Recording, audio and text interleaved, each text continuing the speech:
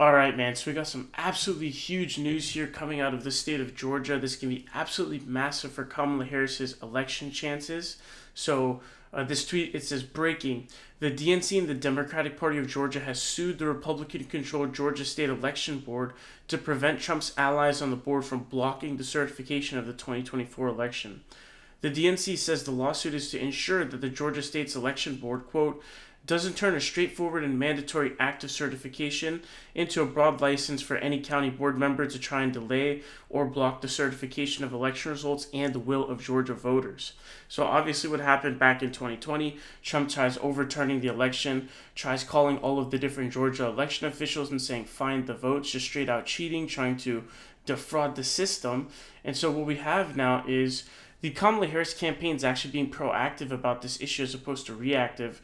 I posted a video talking about how Kamala Harris has already amassed this massive legal team. I think it has Mark Elias leading the team, but it's 10 times the size of Biden's in 2020. I think this is kind of a characteristic of the Kamala Harris campaign. They generally kind of seem to be more proactive than reactive. We also talked about in that video about how she's calling up all the House members, asking them if they want to be surrogates, etc., etc. But obviously, Trump is going to try to steal the election again, and so you need to be prepared.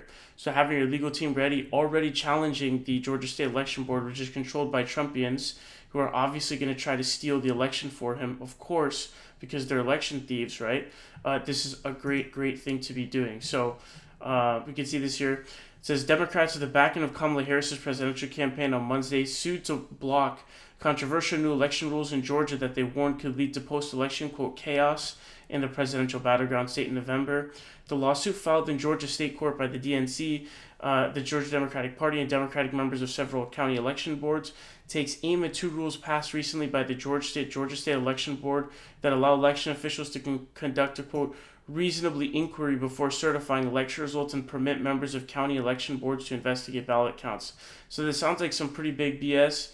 If they're just going to allow them to conduct a quote-unquote reasonable inquiry, that sounds really, really sus, and it sounds like, even with the way the Republicans tried to steal the election by having the VP, who has an entirely ceremonial and completely useless role in verifying, or announcing the election winner with the electors, they tried to use that very ceremonial role. So anytime you have some kind of ceremonial role going on, a reasonable inquiry or whatever, it's obviously just a massive sham that's going to get used. It's going to get taken advantage of in order to just try to steal the election. The lawsuit marks a significant escalation of a controversy that has been brewing for weeks over the action of three Republican members of the State Elections Board who recently won praise from former President Donald Trump for their moves. Oh my God. The literal red flags here are absolutely insane. It's literally insane. Who recently won praise from former President Trump for their moves. Gee, I wonder for what moves. Why do you think that he's getting praise from them? It says Trump lost Georgia by just over 10,000 votes in 2020, and it was at the center of his attempt to overturn the election with claims of voter fraud, though none was found. Democrats are seeking a court ruling that makes clear that election superintendents do not have the discretion to delay the certification of election results or to refuse to certify the results altogether. They're asking for the court to declare that, quote, absent a valid judicial order to the contrary, election superintendents must certify the results of the November 5th, 2024 election no later than 5 p.m. on November 12th, 2024. The complaint cites several cases dealing with the Georgia elections to argue that, quote, Georgia law has long treated election certification as non-discretionary. If election officials have concerns about possible election irregularities, they are free to voice those concerns at the time of certification so that they may be considered and adjudicated by judges in any subsequent election contest. But they may not point to those election irregularities or anything else as a basis for delaying certification or denying it entirely. Absent a valid court order, certification by the deadline is mandatory. So there's this fight going on, basically, is what's happening. The three new, relatively unknown Republicans who were appointed to the board this year by the state legislature and the Georgia GOP were thrust into the spotlight after Trump mentioned them by name at one of his recent rallies in Atlanta. So pretty much what you have here is some pretty big scam artist stuff going on here. And so I think Brian Kemp is seeing if he has the power to do this. I know they have a shoddy relationship, so how is that going to kind of happen? I know that it kind of looks like they might have patched it up. But this is really, really huge, so they really need to sue this and really make sure that the certification can't get delayed because they're going to fucking steal the election.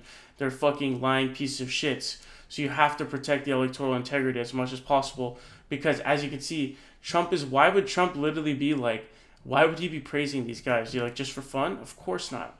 But from the state of Georgia, not only that, we got some more massive news. So as of right now, it says Georgia judge rules Robert F. Kennedy and Jill Stein are not qualified to appear on the state ballot. So this is pretty huge. So it says judge says 4 independent and third-party candidates should be kept off of Georgia presidential ballots. So this reads, a judge ruled Monday that 4 independent and third-party candidates are ineligible to appear on Georgia's presidential ballot, although the final decision will be up to Georgia Secretary of State Brad Raffensperger. So even though the judges made this ruling, the final word will come down to Raffy, it looks like.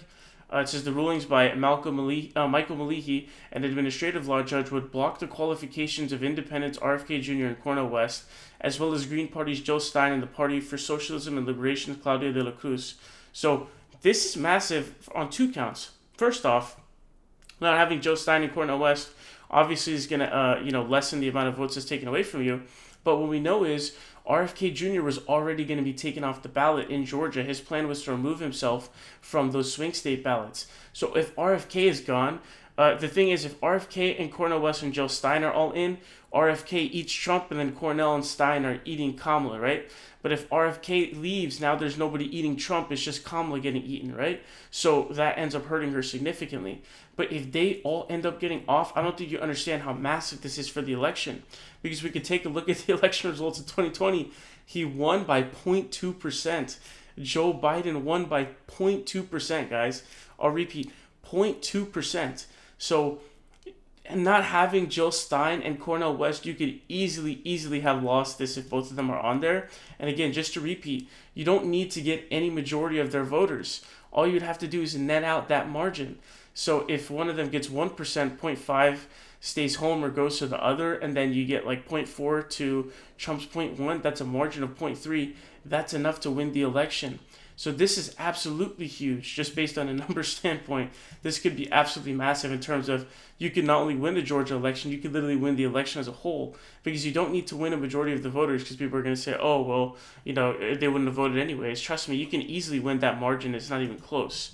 It says, Kennedy on Friday had said he would seek to withdraw his name in Georgia and some other closely contested states as he endorsed Republican Donald Trump. Democrats legally challenged whether all 4 qualify for the ballot, seeking to block candidates who could siphon votes from Dem nominee and Vice President Kamala Harris after Joe Biden won Georgia by less than 12,000 voters in 2020. It says Raffensperger must make a decision before Georgia mails out military and overseas ballots starting September 17th. So we got like about 3 weeks. Spokesperson Mike Hasinger said Raffensperger's office is reviewing the decisions and will decide each as soon as possible. So I'll keep you guys updated on where these decisions end up going, because it's obviously largely going to end up deciding the election. The election is really razor-thin margin right now, so even the smallest of a thing is huge. And I think Kamala right now, where she's polling at, I think she probably loses if election day was held today. So I still think she has a lot of ground to cover. So this would be absolutely huge for her campaign. We also know that Harris and Walz are planning a bus tour across South Georgia, and we also know that they have, I think, 35,000 volunteers in the state.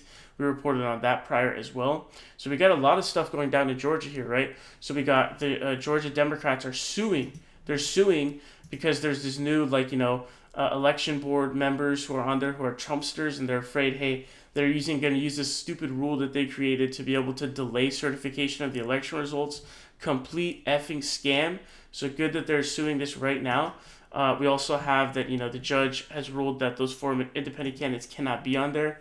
Since RFK is already not going to be on there, not having the third party on there is going to help you significantly. And then we also have the bus tour, and we also have the amount of people they have as volunteers. So a lot of stuff going on in Georgia, but these are things that can legitimately end up winning the election for Kamala Harris. No exaggeration. And again, just check out the margin in 2020. I mean, even the smallest of a thing could pick this out. Cornell running, Stein running, anything, you know what I mean? Huge. And then obviously the election results actually being certified properly. So hopefully they're ready to fight those, and I think they hopefully will be.